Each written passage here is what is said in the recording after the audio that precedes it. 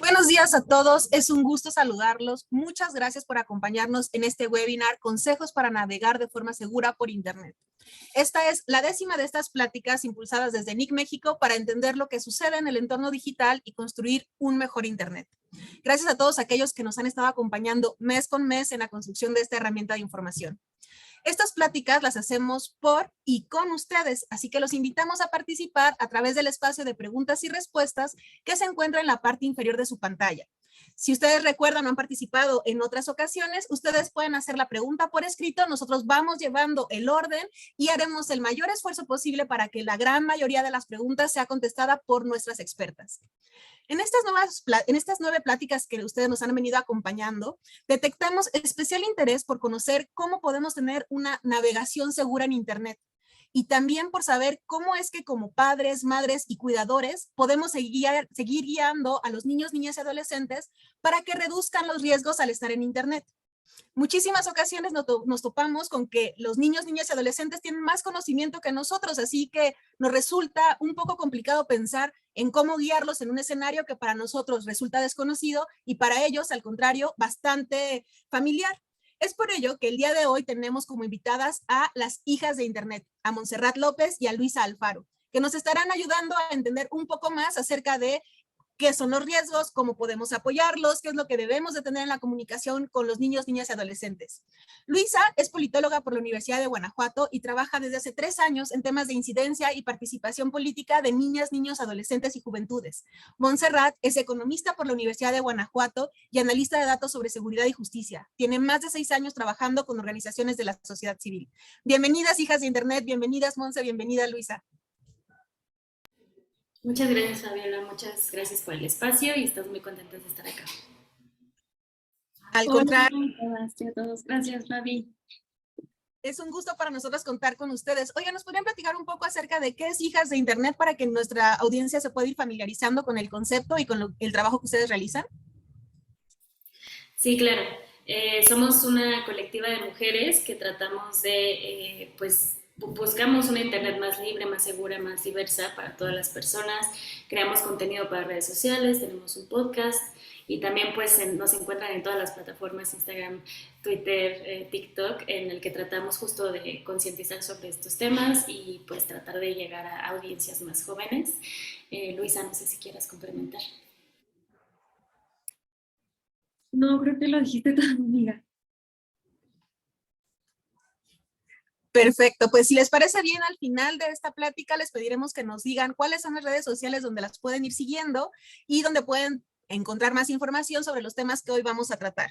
Si les parece bien, para ir entrando en este tema, algo que parece bastante obvio, pero que no lo tenemos tan claro, ¿nos podrían ayudar a entender cuáles son los riesgos? ¿Nos pueden hablar de aquellas conductas o acciones que pueden ser consideradas riesgosas o violentas? ¿De qué nos cuidamos cuando entramos a Internet? Claro que sí. Bueno, para empezar, como Internet es un espacio que está acondicionado como a este momento histórico en el que estamos viviendo, entonces así como en el mundo físico nos enfrentamos a ciertos riesgos, pues en Internet pasa lo mismo. Entonces, bueno, nosotras les trajimos aquí un listado chiquitito y como algunos tips para poder disminuir estos riesgos. Y también si tienen alguna duda sobre alguno de estos que vamos a compartir, pues nos lo pueden poner en las preguntas para ahondar más, porque vamos a ser como muy rápidas en esta parte que vamos a compartir.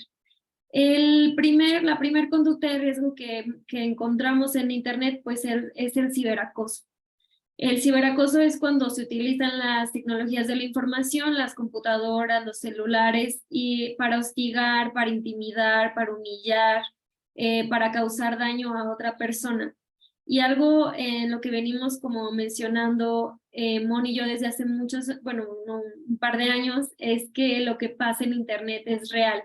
Como que hay una idea que porque no podemos como tocar pues lo que está sucediendo, pensamos que no tiene implicaciones en nuestra vida diaria, pero sí tiene implicaciones cuando recibimos ciberacoso, si hay reacciones en el cuerpo, si nos sentimos mal, si disminuyen, por ejemplo, bueno, depende de cada persona cómo lo experimenta, pero, o sea, sí mencionar que lo que sucede en Internet es real. Y también pues se puede manifestar como envío de mensajes ofensivos, difamatorios, amenazas a través de plataformas digitales y también pues la difusión de información privada sin consentimiento. También, por ejemplo, se puede ver cuando alguien crea un perfil falso para molestar o para intimidar y pues compartir contenido que vaya en ese mismo sentido de violencia y de humillación. Otras conductas de riesgo que también hemos identificado pues, en estos años es pues, las afectaciones a nuestra privacidad y seguridad digital, pues, los múltiples fraudes que hay en Internet, ¿no? Y que pues, cada vez son más comunes, robos de contraseñas, suplantación de identidad, todo este tipo de pues, conductas que amenazan nuestra seguridad, nuestra privacidad digital, pues también podemos encontrarlas en Internet. Y otro tipo de riesgo que hemos identificado son las noticias falsas y la desinformación, ¿no? También es muy común que cuando estemos utilizando las redes sociales, pues encontremos información por ahí que pues no, es inexacta, no está verificada y pues ahora con el auge de la inteligencia artificial también pues cada vez es más difícil identificar pues qué información es verdad y qué información no lo es. Y por lo mismo, pues también tenemos que tener cada vez más herramientas para podernos proteger ante cualquier tipo de pues información que pueda atentar contra nuestra salud o contra la salud de nuestra familia, ¿no? Y, ay, perdón, tú, Luis. Sí, otro de los riesgos que encontramos pues es la difusión de contenido íntimo sin consentimiento. Esto se refiere cuando hay una divulgación no autorizada de imágenes o videos pues de naturaleza íntima o sexual sin el conocimiento de la persona involucrada, ¿no? Esta acción pues viola la privacidad, como que va en contra del acceso a una vida libre de violencia que tenemos todas las personas y pues tiene graves consecuencias emocionales, psicológicas y por supuesto sociales, ¿no? Ya de impacto como en dónde se van desarrollando las personas en las escuelas, en su trabajo, en dónde se desarrollan. Excelente. De este tema que ustedes comentaban de las afectaciones son reales, suceden en el mundo virtual, pero se viven en el mundo real. En ese tema en específico podemos colocar una palabra que ha sido utilizada de manera muy frecuente, que es el tema del bullying, en este caso el ciberbullying. ¿Qué pasa cuando detecta un padre, madre o cuidador que el niño, niña o adolescente está siendo víctima de ciberbullying? ¿Qué es lo que puede hacer? ¿Cómo guiar a una persona que está siendo víctima de esta situación? Que claramente cualquier persona puede ser sujeto a este tipo de violencia, pero en el caso de niños, niñas y adolescentes pudiera ser parte de su etapa formativa y generarle tal vez un daño muchísimo más profundo. ¿Qué es lo que debemos de hacer? Porque no es algo superficial. Lo que ustedes nos comentan es realmente está sucediendo. Claro, pues bueno, la primera cuestión que tenemos como que identificar es que hay distintos tipos de conductas que pueden configurar este ciberacoso, ¿no? Y aprender a identificarlas es como el paso cero, porque muchas veces, como lo comentaba Luisa, asumimos o creemos que lo que pasa en Internet no importa o no tiene repercusiones en la vida de las personas o de las personas que estamos cuidando, cuando al final, pues todo este tipo de conductas pueden afectar, ¿no? Entonces, en México tenemos una encuesta que es el MOSIVA, que básicamente trata como de dibujar cuáles son las principales conductas de ciberacoso que pueden experimentar cualquier persona, pero pues en este caso estamos hablando de niños, niñas y adolescentes, que pues cuáles son los más comunes, ¿no? Por un lado tenemos el contacto mediante identidades falsas, ¿no? Lo que se le conoce como grooming, entonces sí hay que estar muy atentos sobre con quién practica la persona de la que estamos cuidando, niños, niñas, adolescentes, cuáles son sus principales contactos. Y aquí también, antes de entrar en este tema, nos gustaría mucho plantear nuestra perspectiva, que nosotras justamente cuando hemos estado investigando sobre este tema, vemos que mucha perspectiva está sobre el control, ¿no? O sea, la narrativa común es cómo hacemos para controlar lo que niñas, niños y adolescentes ven y consumen en Internet. Y nosotras creemos que hay que cambiar esa perspectiva y esa narrativa que es adultocentrista, es decir, que se basa en que los adultos sabemos y conocemos lo que es mejor para niñas, niños y adolescentes, y entonces, con base en eso, vamos a controlar sus dispositivos, tenemos el derecho de leer sus mensajes, tenemos el derecho de decirles con quién y con quién no hablar. Entonces, nosotras invitamos a las personas a cambiar esta narrativa. Ya no, cuando yo hablo de darnos cuenta con quién platican en Internet, no es una cuestión de revisan sus celulares, ¿no? Porque lo que sucede con este tipo de acciones es que se desgasta la confianza con niños, niñas y adolescentes, y la confianza es crucial para cualquier acción que se quiera tomar ante cualquier riesgo en Internet, ¿no? Entonces, más bien es construir esos lazos de confianza y platicar, ¿no? ¿Con quién estás hablando? ¿Cuáles son las conversaciones que tienes? Sin una perspectiva o sin que se sientan vigilados o controlados. No sé, Luisa, si tú quieras abonar a esta idea. Sí, como que las personas que andamos por acá en la idea de promover los valores de la Internet, como que promovemos justo el derecho a la intimidad, el derecho a la privacidad, y pareciera que con todas las personas aplica esto, menos con las infancias y las adolescencias, ¿no? Es como muy absurdo que con ellas y con ellos no aplique porque son niñas y niños y adolescencias, y hay una idea de que no pueden comprender realmente lo que está sucediendo. Y luego es bien paradójico porque es justo esto que decía Fabi al principio, ¿no? Pareciera que saben más que nosotras y que nosotros, y al mismo tiempo no confiamos en ellas y en ellos, ¿no? En que van a poder discernir. Entonces sí es bien importante como el primer punto, como partir desde ahí, partir desde que hay todo un sistema pues a nivel político histórico que es el adultocentrismo, que nos hace querer controlarle a las niñas, niños y adolescentes como todo lo que hacen, que nos hace pensar y creer que no van a entender, y entonces hay que vigilarles. Entonces, si partimos como desde ahí, entonces podemos construir un vínculo con ellas y con ellos distinto, ¿no? En el que podamos acompañarles en todo lo que sucede en Internet. Como ya vimos, pues hay riesgos, o sea, eso es una realidad, y entonces mejor cómo les acompañamos de una manera en la que ellas y ellos no se sientan juzgados ni vigilados, sino que más bien quieran compartir con nosotros cómo es que se van sintiendo en Internet.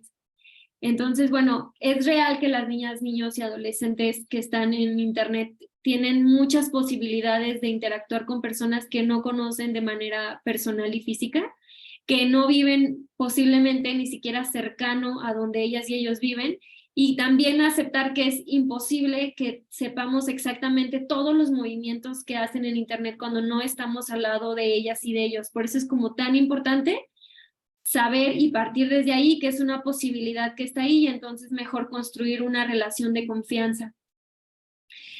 También pues hay que reconocer que ignoramos mucho, como que también hay una idea de que como somos adultas, adultos cuidadores, que ya tenemos la responsabilidad de acompañar y de crear infancias y adolescencias, tenemos que saber todo, ¿no? Y la realidad es que no, o sea, hay que aceptar que ignoramos muchísimas cosas que pasan en Internet, que ignoramos muchas cosas que hacer, porque si partimos desde ahí, entonces puede existir como esta idea de, bueno, no lo sé, pero lo voy a investigar, ¿no? No asumir que es la misma manera que nosotras y nosotros navegamos en Internet, y no también asumir que hay cosas que no sabemos y que solamente ellos y ellas saben qué les significa en sus vidas.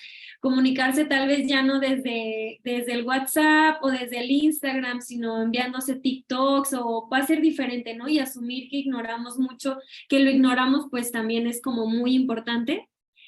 Y la otra, pues, es que es importante como mantener la calma y brindar apoyo emocional hacia ellas y hacia ellos. Esta idea de poder ser el adulto o la adulta de confianza, pues también es necesario como que no seamos ese adulto y esa adulta que se sulfura, que no puede como controlar lo que está sucediendo, porque eso va a hacer que pues no quieran platicarnos, porque pues van a tener miedo, ¿no? De cómo reaccionamos, sino más bien como saber gestionar nuestras emociones con ellas y con ellos, para que puedan irnos a pedir ayuda y que no tengan miedo de cómo vamos a reaccionar, ¿no? Entonces también es como bien importante que no seamos adultos y adultas que, como quien dice, satanicemos lo que pasa en Internet, como no, es que lo que está ahí en Internet es muy malo.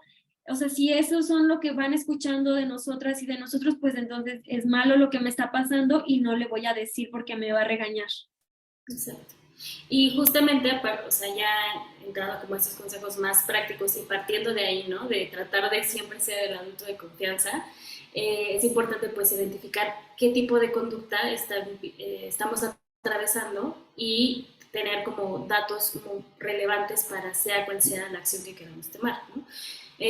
Como les comentaba, pues en esta encuesta se identifican distintos tipos de ciberacoso que van esto desde el contacto mediante identidades falsas, recepción de mensajes y llamadas ofensivas, recepción de propuestas sexuales sin consentimiento, recepción de contenido sexual o difusión de contenido sexual.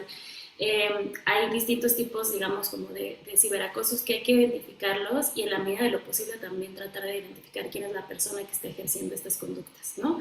Y por eso también es muy importante recopilar evidencia, ¿no? Y este consejo es para cualquier tipo de amenaza o riesgo en Internet.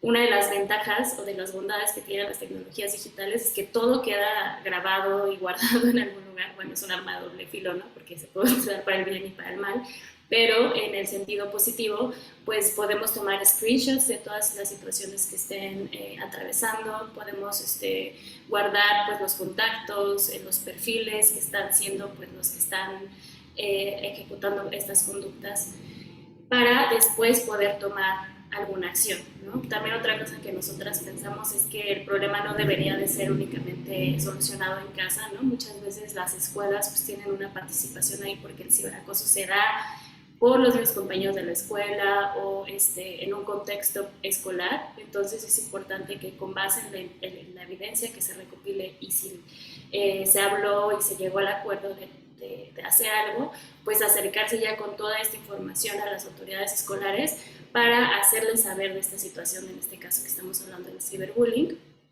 y poder tomar medidas disciplinarias si es necesario para que paren las conductas, ¿no?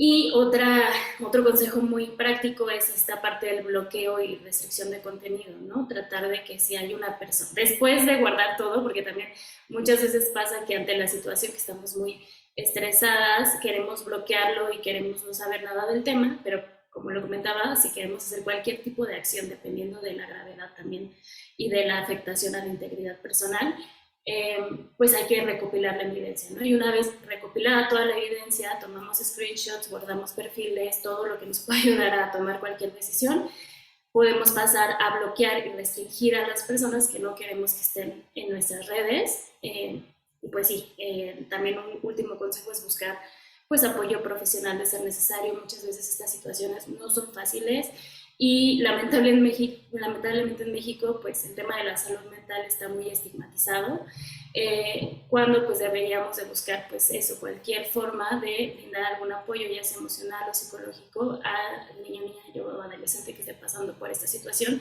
si sabemos que nosotros no podemos ser como este punto de apoyo, de ayuda o no tenemos las herramientas, es totalmente válido y hay que también tratar de desestigmatizar todas estas cosas, ¿no? Es muy complicado a veces como padres, madres y cuidadores en una sociedad adultocentrista el reconocer que los niños, niñas y adolescentes tienen derechos que tenemos nosotros también que respetar.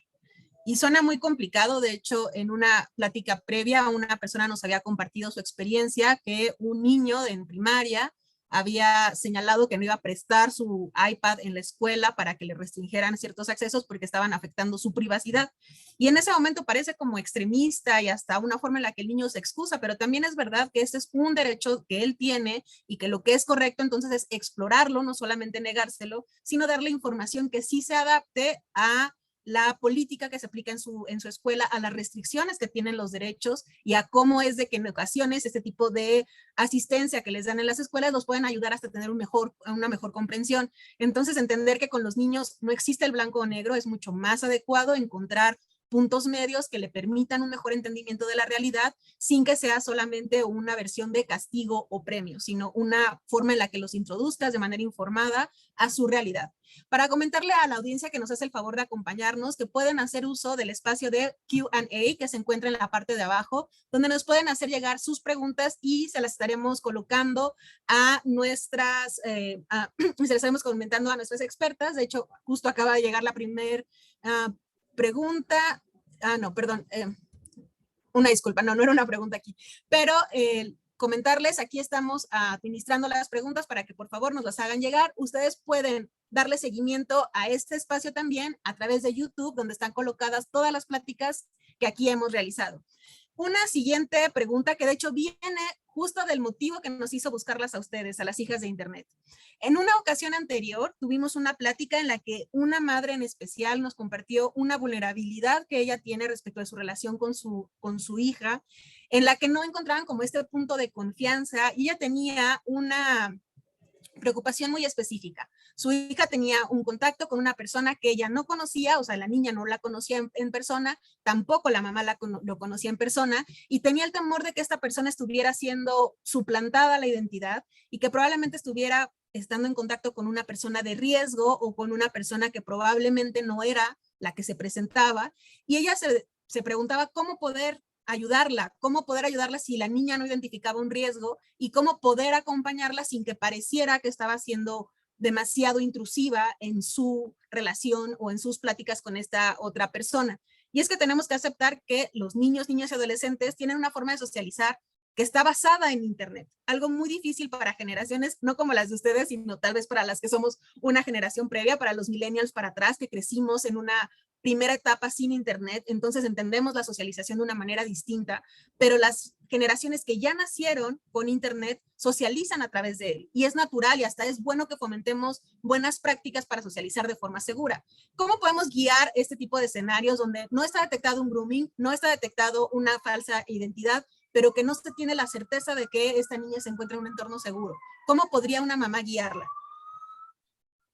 Sí, pues bueno, creo que lo principal es que esto que está sintiendo la mamá, que es un miedo, pues podríamos decir real, porque pues sucede, es importante que se lo comunique a su hija, que su hija tenga, pues claro que es posible que no sea una amiga, ¿no? Y entonces más bien creo que es importante como que busque cuáles son esas maneras de identificar que una persona es real o no, ¿no? Yo traje un video de la Red por los Derechos de la Infancia en México, de la Redim, que creo que es como muy adecuado para ponérselo a las infancias, a las adolescencias sobre este tema. No sé si más bien lo compartamos con la audiencia o pueda compartir pantalla y ponerlo, no sé qué sea lo mejor. Si tienes sí, me parece que tienes disponible ya la opción de compartir pantalla, entonces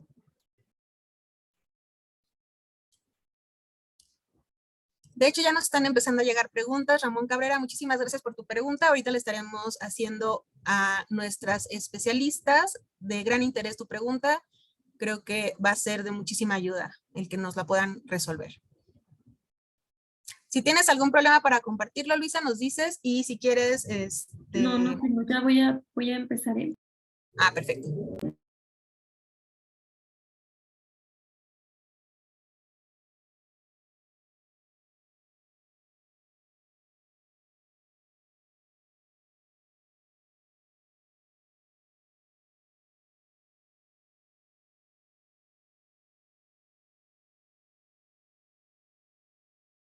Solo que creo que tienes que abrir tu micrófono para poderlo escuchar.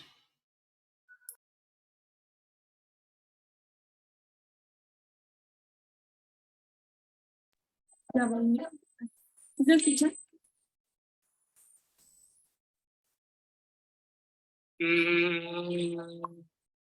Es una niña, pero nunca quiere hacer una videollamada. Además, se la pasa pidiéndome fotos y que no le cuente a nadie. ¿Ah? Ahora quiere mi ubicación. No me huele bien. Creo que mejor la voy a bloquear.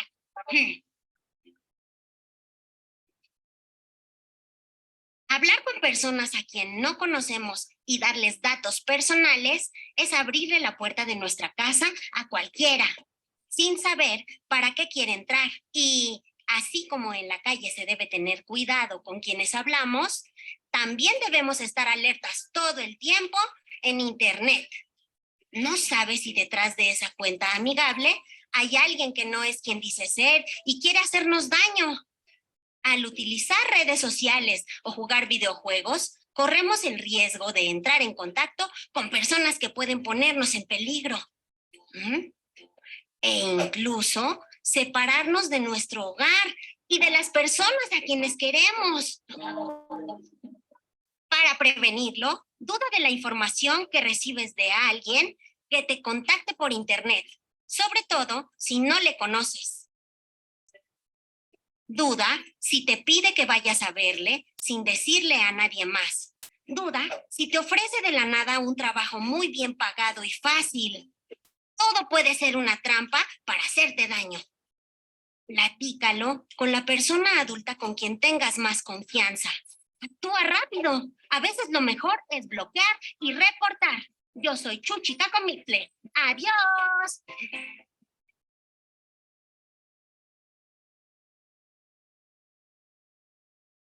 Súper lindo el muñequito. ¿Y cómo lo podemos buscar? ¿Como Chucha Cacomixtle?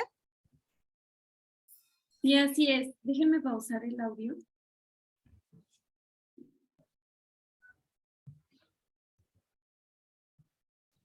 Nosotros ya no te escuchamos, Luisa. No, si quieres en lo que lo arregla Luisa, pues justamente un poco retomar lo que vimos en el video de tratar de empezar a tener esas conversaciones, ¿no? También una cosa un poco en paralelo para que ya Luisa nos haga más un análisis de este video, es que muchas veces como que pedimos cosas, pedimos de más sin dar el ejemplo, ¿no? O sea, sobre todo en este tipo de prácticas de compartir información personal en exceso, inclusive con nuestras propias hijas, hijes, subir fotos de ellas en Instagram, en Facebook, sin su consentimiento, edades muy, muy tempranas. Entonces, si ese es el ejemplo que están viendo de nosotras, ¿no? De cómo nosotras usamos internet y qué tipo de información publicamos, pues al final pues también se van a replicar estas conductas, ¿no? Entonces también ser muy críticas y muy críticos de antes de pedir cualquier cosa a niños y adolescentes, cómo nosotras estamos haciendo uso de internet para poder predicar, digamos, con el ejemplo, ¿no? Sí, ya les dejé el video en el chat. También, como dice Fabi, lo pueden buscar como Chuchi Cacomixtle, es de la Red por los Derechos de la Infancia y la Comisión Nacional de Búsqueda, de quienes hicieron toda una campaña sobre prevención de la desaparición de infancias y adolescencias. Pero me parece que es un gran video porque no le habla a los papás y a las mamás, no es en este tono de bloqueale todos los contactos que no conozcas a tus hijas y a tus hijos, sino más bien es justo poner el diálogo con las infancias y las adolescencias de que hay ciertas señales en las que tienes que dudar, porque al final de cuentas eso va a ser lo más efectivo y más sostenible en el tiempo, el que las infancias, las adolescencias tengan una idea crítica de con quién van hablando en internet, a que, como les decía, no es posible que sepamos exactamente todo lo que hacen las infancias y las adolescencias en internet si no estamos viendo su navegación en el instante, y que también pues obvio no es lo recomendable y que incluso va en contra de derechos que tienen ellas y ellos como a la privacidad, a poder que no los estén vigilando todo el tiempo. Y creo que bueno, este video como que es muy claro, se lo pueden compartir a las niñas, a los niños ahí estando con ellas y con ellos, y que pues vale la pena tener estos diálogos, pues tal vez no cada semana, pero sí como tener conversaciones constantes. Así como preguntamos cómo te va en la escuela, pues también empezar a preguntar, ¿no? ¿Cómo te va en internet? ¿Qué es lo que haces? ¿Qué es lo que te gusta? ¿Cómo te la estás pasando? Porque, pues bueno, como ya platicamos, son reales las consecuencias de una mala experiencia en internet. Perfecto, les voy a leer unos comentarios y unas preguntas que nos has hecho llegar nuestra audiencia. Sandra Ursúa comenta, buenos días, desde mi punto de vista, fortalecer la confianza y comunicación entre padres e hijos y no juzgarlos, es advertirle los escenarios de los que puede o no ser o pasar. Creo que es un poco en lo que hemos estado platicando, que no se trata tanto de controlar, sino acompañar. En el siguiente, Ramón Cabrera nos comenta, en su experiencia, ¿qué tan conveniente y efectivo es denunciar a las autoridades como el CERT-MX o a las policías cibernéticas estatales la extorsión sexual digital? Hemos tenido casos donde es mayor la afectación a nivel psicoemocional del proceso de denuncia, incluso revictimiza a las víctimas y terminan por no resolver nada. Gracias, Ramón. Sí, es una muy buena pregunta y es un tema un poco espinoso. Porque si son menores de edad, la conducta o el delito que se denuncia, si estamos hablando de extorsión sexual digital, es pornografía infantil, ¿no? Y ahí digamos que hay más probabilidades de éxito de que una carpeta de investigación se inicie y se judicialice por el tipo de conducta, porque se trata de una persona menor de edad y como les comentaba, si tenemos las pruebas, impresiones de pantalla, contactos, o sea, si tratamos de recolectar toda la información que pueda pues, pueda llevarnos a tener como un probable responsable, es más fácil, digamos, que se judicialicen estos casos.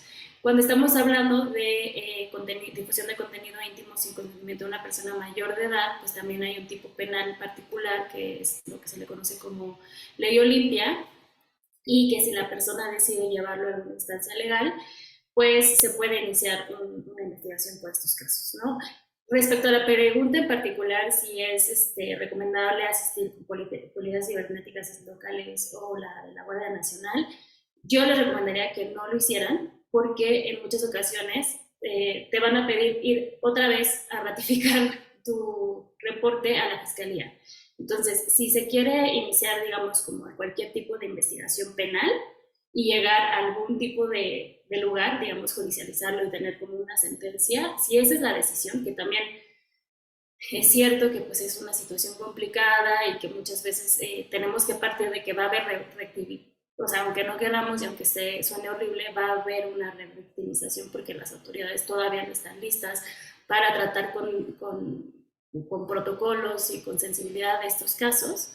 Pero si se quiere hacer porque estamos en una situación de peligro, de riesgo, de lo que sea, es recomendable ir directamente con las fiscalías porque las policías cibernéticas no tienen esta facultad de iniciar carpetas de investigación. Algunas sí canalizan la denuncia en la fiscalía, pero son muy pocos los casos. Entonces, si se quiere esta medida, recomendamos ir directamente con la fiscalía local con toda la evidencia posible.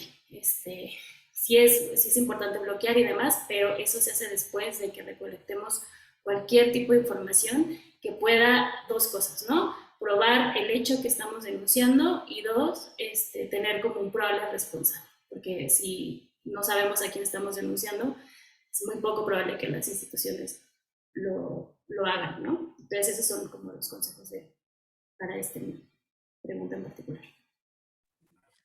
En este caso, Monse, si por ejemplo el tema de el que lo está ejecutando lo está haciendo a través de una cuenta que no tiene su nombre o que no se puede determinar, ¿no podríamos acudir señalando a este usuario o haciendo mención, pero pudiera ser no tan efectivo a comparación de que tuviéramos un nombre? Es lo que... Sí, exacto. O sea, más bien es ir con toda la evidencia posible, tratar de antes de bloquear, así llevar toda la evidencia posible. Afortunadamente las fiscalías y los servicios policiales pues tienen ciertos tipos de herramientas para poder acceder a niveles como más profundos de información, pero evidentemente si podemos demostrar la culpabilidad de alguien o un presunto responsable, es mucho más fácil como que la carpeta de investigación pueda tener algún tipo de conclusión. También pues anotar la carpeta de investigación y tratar de darle seguimiento. Es un proceso muy agotador y sobre todo para este caso particular que nos dicen que es extorsión sexual digital, pero también al ratito vamos a hablar un poco más a detalle de este tipo de conductas pues de riesgo. En este caso ya son delitos, o sea, en unos estados ya está tipificado como delito pues las amenazas o la difusión de contenido íntimo sin consentimiento, pero sí la recomendación es acudir directamente a las fiscalías Y si las fiscalías ya piden la intervención de la policía cibernética, ya es otra cosa, pero es menos desgastante ir a la policía, directamente a la fiscalía, que ir a la policía cibernética y luego que te digan, ah, bueno, vas a tener que hacer exactamente lo mismo, pero ahora en la fiscalía, ¿no? Entonces ese es como el caminito que se les recomienda. Es una forma de hacer más eficiente las Exacto. acciones.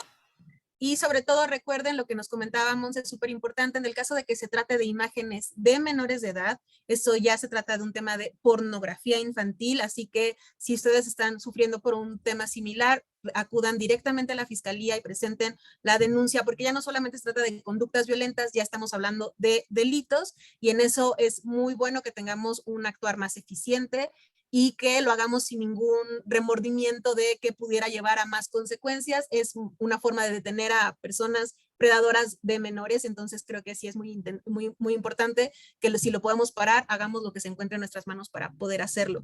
Y justo hablando de este tema que ustedes hablaban de la ley Olimpia, perdón, ¿nos podrían explicar un poco más de qué va eso? O sea, ¿qué es lo que pudiera estar encuadrado en estas características? La simple compartición de imágenes sin consentimiento ya encuadra en la ley Olimpia o cuáles son las características que se debe de tener para poder determinar que estamos hablando de una acción de un delito ya configurado. Bueno, lo que se le conoce como la Ley Olimpia es una serie de reformas que se le hicieron a la ley para prevenir la violencia contra las mujeres. Eh, y justamente se encuadra como violencia digital la difusión de contenido íntimo sin consentimiento. Entonces, depende también del Estado porque muchas legislaciones locales ya han replicado esta ley nacional, pero a grandes rasgos estamos hablando de difusión de contenido íntimo sin consentimiento, que es lo que se puede denunciar bajo esta figura, pero otra vez, ¿no? Hay otro tipo de figuras legales que si lo queremos llevar ahí podemos utilizar como lo son las amenazas o inclusive el daño moral, que eso ya no es penal, es por la vía civil. Nosotras no somos abogadas, no podemos ahondar tanto en esto, pero sí pues compartirles que hay opciones y que en algún momento que quisiéramos llevarlo hacia la vida legal, que otra vez repetimos, es costosa, es larga, suele ser revictimizante, pero si decidimos por alguna razón, porque nuestra seguridad, integridad está en riesgo hacerlo, hay opciones y bueno, pues estas son algunas de ellas, ¿no? Excelente, muchas gracias. Una duda más, hay una acción que también es muy conocida que se le llama como gossiping o que se le llama también como murmuraciones, que es esta forma un poco parecida al ciberacoso, pero en la que se hace esta difusión de comentarios en las que pueden estar una o más personas participando y que justo pareciera que se acaba cuando el niño, niña o adolescente cierra el celular, pero que sus afectaciones psicoemocionales pudieran ser muchísimo más amplias. Este tipo de acciones, ¿cómo es que las podemos prevenir? Pudiera ser más complicado, pero ¿cómo podemos acompañar a un niño, niña o adolescente que está siendo víctima de este tipo de actividades? Porque ahí no es necesariamente un delito, no estamos hablando de una acción que pudiera ser llevada ante las autoridades. ¿Qué es lo que sí podemos hacer? Bueno, como por si alguien no conoce este término a lo que se refiere Fabiola, es cuando hay una práctica de compartir información o rumores sobre la vida de las otras personas, ¿no? Específicamente cuando son comentarios negativos. Esta actividad pues ocurre obvio en entornos digitales y yo me atrevería a decir que en mayor medida porque pues hay una posibilidad de anonimato, ¿no? Para poder compartir información personal de otras personas. Y esto, pues, obvio, tiene consecuencias, como ya dijo Fabiola, hay un daño emocional, hay un aislamiento, hay un miedo como de compartir espacios con otras personas, porque es difusión de información falsa. Entonces, bueno, en esta idea que comparte Fabiola de qué podemos hacer, pues lo más importante es como reconocer que eso que tal vez puede ser normalizado para muchas personas es un tipo de violencia digital. Y la otra pues es como tomar un rol activo en esto y no decidir no participar en ningún tipo de este tipo de acciones, aunque no nos incluya, ¿no? No contribuir a compartir la propagación de información de otra persona y en cambio como enfocar en promover una cultura digital positiva que esté enfocada como a cosas positivas, ¿no? Siempre tener en cuenta que pues las infancias, las adolescencias, pues también tienen como que tener claro que esto sucede y que también decidan no participar, incluso como que exista una cultura de cuando lo detecten, lo puedan, o sea, más bien cuando lo vean, lo puedan detectar, ¿no? Por eso tan importante como decirles a ellas y a ellos que esto no está bien, que no es correcto. Y bueno, pues también hay, en la mayoría de las plataformas hay políticas contra el acoso, ¿no? Y la difamación. Entonces, pues hay que ver cómo se pueden reportar estos contenidos en las redes sociales, en Facebook, en Instagram. La otra, pues, es promovernos a todas y a todos como defensores y defensoras de una Internet segura, ¿no? De una Internet en la que todas las personas como que la puedan disfrutar, y entonces eso incluye que si conocemos a alguien que está siendo víctima de gossip virtual, pues apoyarlo, incluso si la situación, o sea, como si no nos ponemos en peligro ni ponemos en mayor peligro a la otra persona, pues poder pararlo, ¿no? Poder decir abiertamente que eso no está bien. Y bueno, pues a la persona que lo está viviendo, pues brindarle como ese acompañamiento, ¿no? Ya sea alguna palabra de apoyo o incluso compartir, ¿no? Que están ahí, que saben que no está bien. Y bueno, también la otra es practicar la empatía y en Internet, o sea, saber que todo lo que estamos escribiendo alguien más lo está leyendo, que hay una persona que está recibiendo como esa difusión de contenido que no es real. Y entonces, bueno, pues empezar a educar sobre los efectos negativos que tienen estos tipos de violencia en Internet, informar a nuestras amigas, a nuestros amigos, a nuestras familias, a nuestros contactos, que hay efectos perjudiciales cuando hay gossip virtual, y pues sí, como empezar a compartir información sobre las consecuencias negativas que esto tiene. Excelente. Ay, perdón. Un recordatorio solamente a nuestra audiencia, a los que levantan la mano, les recuerdo que la forma de participación es a través del espacio de Q&A, y si nos quieren hacer algún comentario o alguna pregunta, ahí los estamos leyendo. Y aprovechando eso, les hago una pregunta que de hecho también viene de Ramón Cabrera.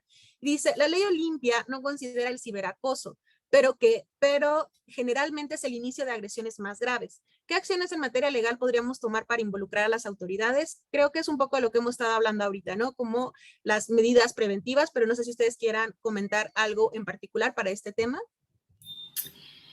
Híjole, pues justamente también nosotros tratamos de promover como esta postura antipunitivista, ¿no? O sea, no todo lo tiene que resolver las autoridades, y mucho menos en un país como México, en el que tenemos un montón de violaciones de derechos humanos que no llevan a ningún lado cuando las denuncias ante la fiscalía, y no necesariamente eso va a garantizar justicia para las víctimas. Entonces, antes de pensar hacia quién le vamos a ir a reportar, sea cual sea la situación que estemos atravesando, sobre todo cuando son situaciones que no afectan la integridad personal, porque podemos reconocer que es distinto que alguien no sé, me insulte en internet a que alguien esté afuera de mi casa persiguiéndome, ¿no? Entonces hay conductas que, de acuerdo a su gravedad, la reacción que vamos a tener ante ellas, y saber que cuando vamos a ir a las autoridades probablemente nos vamos a encontrar una situación de ineficiencia, de revictimización, de situaciones que solamente queremos vivir si nuestra integridad física y personal está en riesgo, ¿no? Entonces, antes de pensar en todo lo que podemos hacer para llegar a las autoridades y los tipos penales que existen, nosotras somos de la idea de pensar cómo ayudar a la víctima, cómo la escuchamos, si es que la víctima realmente quiere tener una salida legal o no, cuáles son los mecanismos de apoyo psicológico. Hay una línea de ayuda que se llama Vita Activa, que también las podemos compartir, en el que también dan apoyo a víctimas de conductas en internet, es decir, pensar en otras alternativas fuera del derecho penal, porque el derecho penal en México, tristemente, pues es ineficiente y no necesariamente va a garantizar una justicia, que haya una carpeta de investigación iniciada que tal vez no llegue a ningún lugar, y tal vez podemos poner una situación de mayor vulnerabilidad a la víctima. Perfecto. Y algo que también me parece muy interesante y que tal vez no se ha platicado lo suficiente es que para que exista una persona víctima de bullying, del otro lado debe de estar alguien ejerciendo este bullying.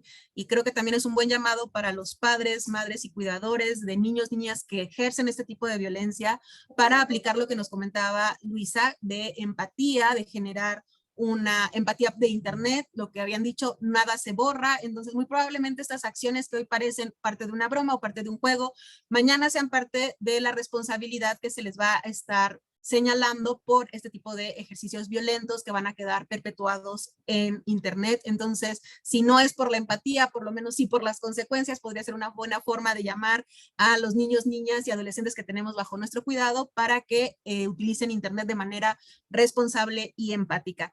Les quisiera también hacer un comentario sobre otra de las actividades que en ocasiones es señalada como si también fuera una forma de violencia o un riesgo dentro de internet. Y este es el conocido como sexting, esta manera en la que niños, niñas y adolescentes pudieran de manera consensuada estar ejerciendo su sexualidad a través de imágenes o videos que están compartiendo con su pareja y que en algunas ocasiones también es señalado como si fuera una conducta de riesgo. ¿Nos podrían platicar y explicar un poco más acerca de este tema y si es o no una conducta de riesgo? Claro que sí. Bueno, primero quisiera definir qué es el sexting. El sexting es el intercambio consensuado de contenido íntimo. Es un acto de enviar o recibir fotos o videos como en este sentido íntimo, como ya lo platiqué. Y solo ocurre cuando hay consentimiento, cuando hay seguridad y cuando hay responsabilidad. Yo no considero que esta sea como una situación que practiquen las infancias. De hecho, creo que hay que desincentivar esto. Su proceso sexual está en otro sentido a esta edad. Pero sí me atrevería a decir que sería importante, como en esta idea de la progresividad que van teniendo las adolescencias, por ejemplo, bueno, pues ahí cambia un poco el sentido. Creo que también vale la pena como escuchar cada caso, acompañar cada caso y reconocer cuáles son los límites, porque pues el consenso o consensuar una acción así implica muchas cosas que solamente decir sí quiero, ¿no? Implica también entender las relaciones de poder que hay. Si, por ejemplo, es una adolescente de 17 años con una persona adulta de 45 años, eso no es sexting. O sea, ahí hay una conducta de riesgo sumamente peligrosa y estaremos hablando incluso de un delito. Pero bueno, si podemos hablar un poco de esta autonomía progresiva que van teniendo las adolescencias cuando van entrando hacia la juventud, pues bueno, que dos adolescentes de 17 años estén en internet y se manden como algunos stickers o algunos mensajes que tengan un tema de índole más íntimo, pues bueno, no estaríamos hablando de que ahí hay un delito, ¿no? Porque son dos adolescentes de 17 años manteniendo una conversación donde están descubriendo su propia sexualidad, su propia idea del gozo, pero sí creo que vale la pena como poder ver que no, o sea, el sexting es indispensable que ocurra esta idea de que sea un entorno seguro, ¿no? O sea, empezar a hablar con las adolescencias que ya están entrando a la juventud de estas aplicaciones que son más seguras, como por ejemplo por ejemplo en Telegram, ¿no? Se promovió mucho el uso de Telegram, pero no todas las conversaciones en Telegram son seguras ni tienen candado. No hay que abrir un chat específico donde diga que es más seguro y que se borre cada cierto tiempo. La otra que también es muy importante es que una cosa es enviar contenido y otra cosa es que la persona almacene ese contenido. Cuando hay un almacenamiento del contenido sin el consentimiento, eso no es sexting, eso también entra ya en un área de violencia sexual, ¿no? Entonces hay que ser como muy cuidadosas en qué es sexting y qué no, ¿no? O sea, para entender, pues hay consentimiento, seguridad, responsabilidad, y que sí vale la pena tener mucho cuidado en cómo como de qué estamos hablando con las infancias, las adolescencias y con las adolescencias, que sí creo que con las adolescencias el discurso debe de ser distinto, como un poco no desde el tabú, desde el está mal, sino bueno, cómo puedes hacerlo de una forma que sea más segura, ¿no? Y también entenderlo con esta idea de autonomía progresiva, pensar en las adolescencias que ya están entrando a la juventud. Excelente, y creo que este tipo de dinámicas justo las tenemos que empezar a entender como parte de la forma en la que los menores y los adolescentes conviven, y creo que también les puede enseñar, Monse, no sé si estás de acuerdo, a delimitar como sus acciones, ¿no? O sea, enviar sin que sea solicitado también es violencia, entonces como que en estas dinámicas ellos pueden ir aprendiendo lo que sí y lo que no, entonces satanizarlas, prohibirlas, negarlas, pues les puede impedir que entre ellos mismos vayan teniendo conocimiento que nace pues de su propia socialización, ¿cierto? Sí, claro. Y justamente un poco retomando lo que decíamos hace rato, el sexting, practicar sexting no es un delito, como lo comenta Luisa, bajo ciertas circunstancias y pensando en el caso específico, pero lo que sí es un delito es compartir información de contenido íntimo sin consentimiento, y ahí es cuando ya se podrían, digamos, activar otro tipo de acciones, porque sí es cierto que las personas, bueno, compartir contenido íntimo sin consentimiento, pues la mayoría de las víctimas son mujeres.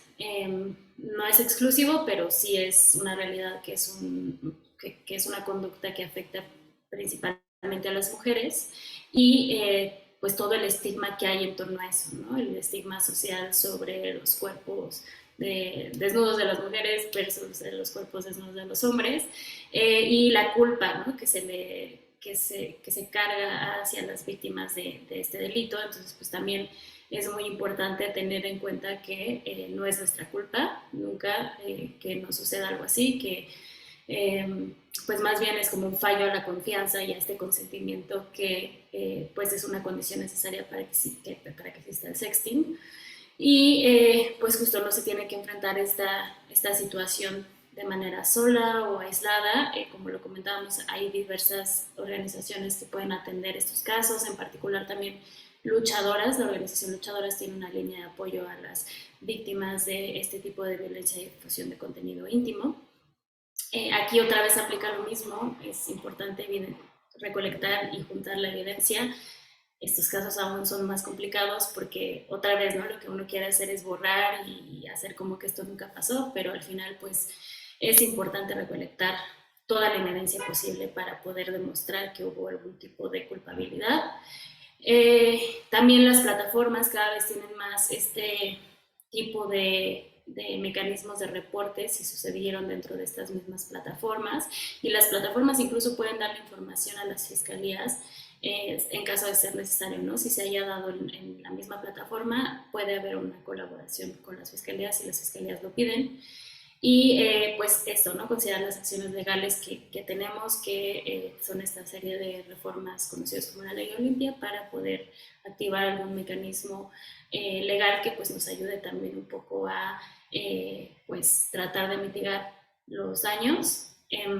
Y pues también pensar un poco en estos consejos de sexting seguro, que suena un poco escandaloso, pero al final es tratar de buscar que no se te identifique, ¿no? Hay una serie de prácticas que se pueden hacer para tratar de que si alguna imagen tuya es difundida, pues no tengas alguna repercusión mayor, ¿no? Entonces, pues tener eso en cuenta.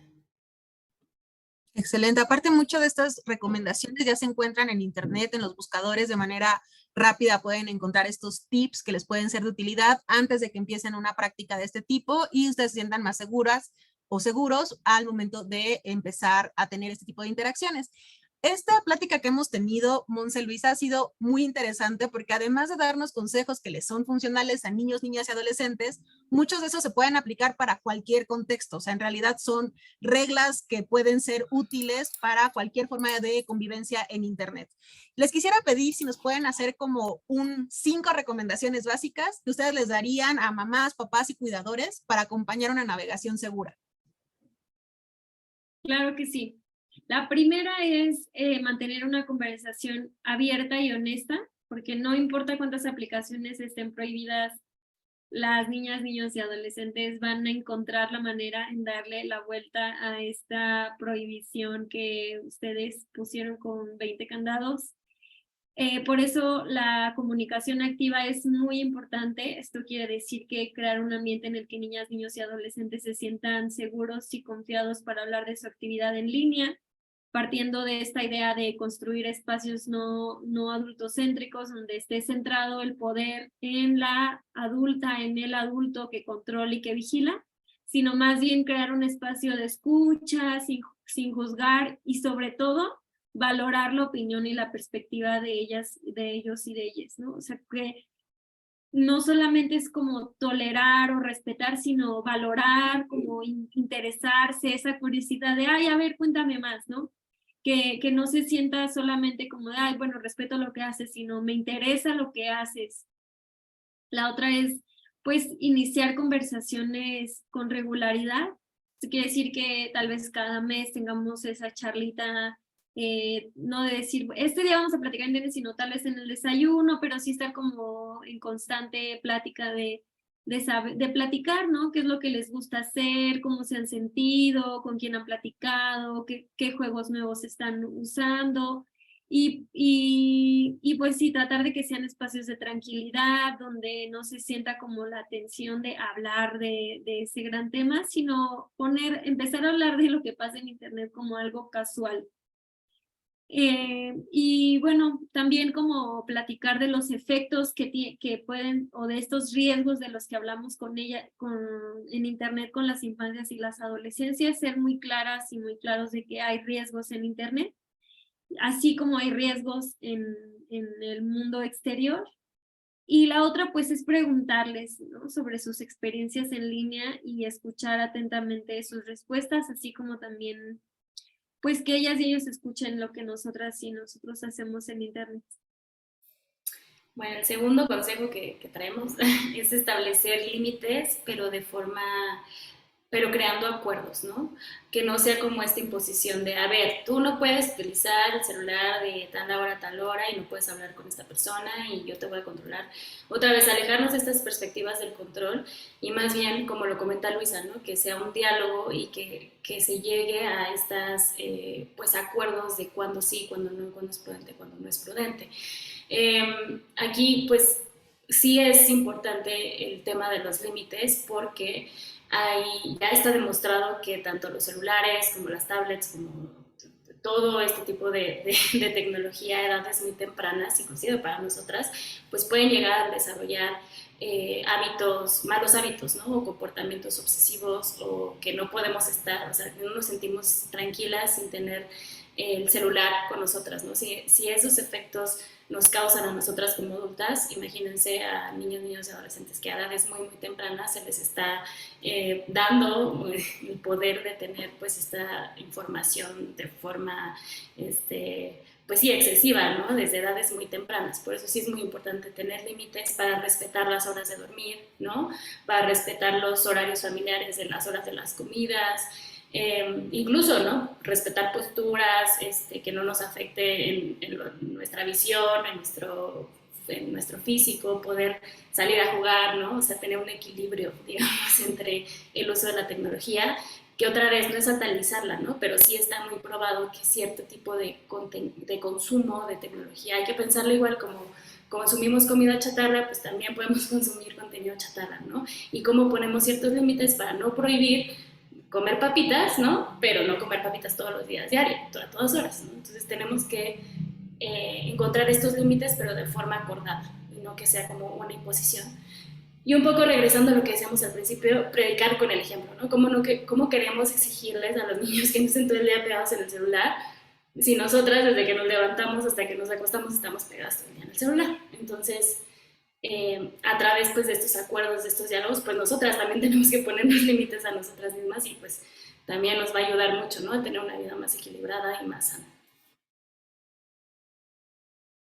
El tercer tip que les traemos pues es hacer la tarea. que es hacer la tarea, pues investigar sobre las redes que están usando las niñas, niños y adolescentes con ellas y con ellos, pero también en internet, ¿no? O sea, saber en TikTok cuáles canales son positivos, son educativos y hacerles recomendaciones de contenido interesante, como también buscar la manera de hablar y de mantenernos en comunicación con ellas y con ellos a través de las redes sociales. Y pues bueno, eso implica que sí nos tenemos que involucrar en internet y en las redes sociales para encontrar perfiles y canales que hay muy positivos y hay cosas muy chidas y muy interesantes que pueden ser muy positivas para las infancias y las adolescencias, como por ejemplo aprender otro idioma con una maestra o un maestro en internet que haga contenido específico para infancias y adolescencias, que tengan ya una pedagogía muy desarrollada sobre cómo enseñar en línea, o sea, todas estas posibilidades tan maravillosas que se abren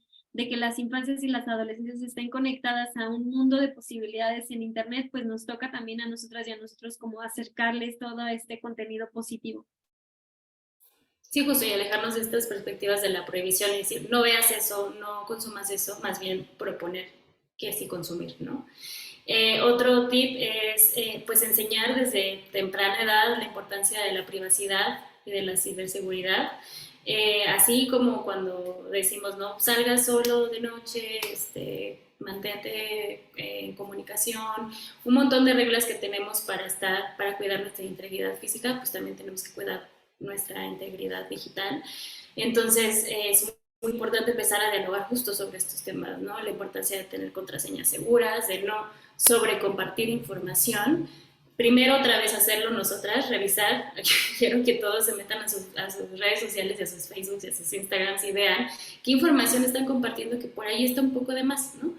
Incluso en Instagram se pueden tener estos círculos cerrados de personas, de close friends, de amigos cercanos, en los que podemos, digamos, para todas las personas compartir cierta información, y para mi círculo cercano, ahí sí puedo poner cosas de mi familia, de mis gatos, de mi, ¿no? Información que pues, al final es muy delicada y es muy personal, y tenemos que empezar a darle importancia a esos valores desde edades muy tempranas, ¿no? Como cuidar información personal, contraseñas seguras, utilizar administradores de contraseñas, todo esto que nos pueden ahorrar un mal rato en el futuro, ¿no?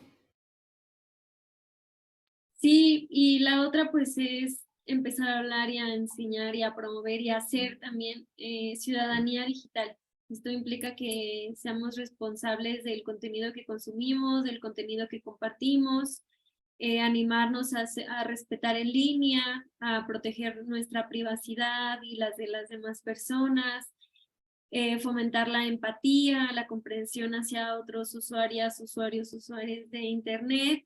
Y bueno, también como considerar, ¿no?, que la tecnología es una herramienta, que la internet es una herramienta y que la internet es un posibilitador de derechos humanos.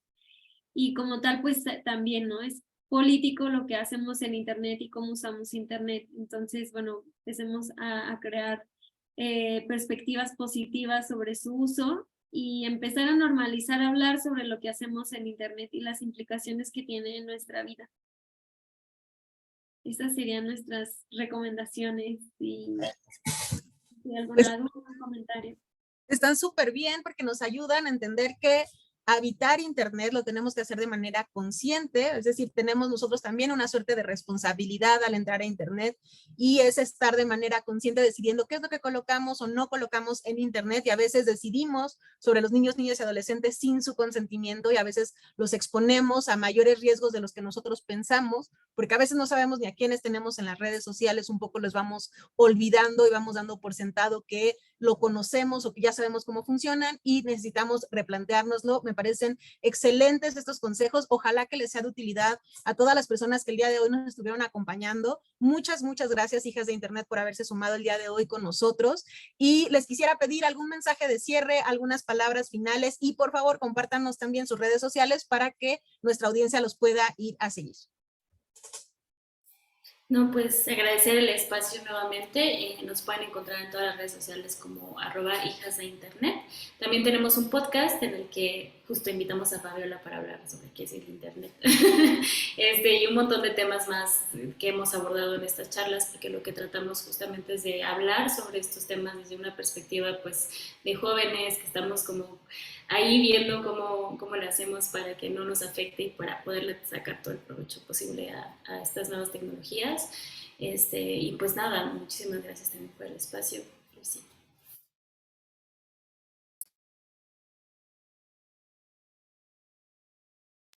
Sí, muchísimas gracias por dos a todo lo que dijo Mon. Muchas gracias. Y bueno, muchísimas gracias también a toda la audiencia que el día de hoy nos estuvo acompañando. En NIC México estamos agradecidos y honrados por haber tenido esta oportunidad de llevar esta plática y sobre todo de haberles dado algunos consejos o algún acercamiento a temas que pudieran no resultar tan afines y de los que necesitamos un poco de guía. Agradecemos a nuestras invitadas, a todos los asistentes también por haberse sumado. Ustedes pueden acceder a esta y a todas las pláticas que hemos realizado con anterioridad en nuestra página de YouTube en NIC México.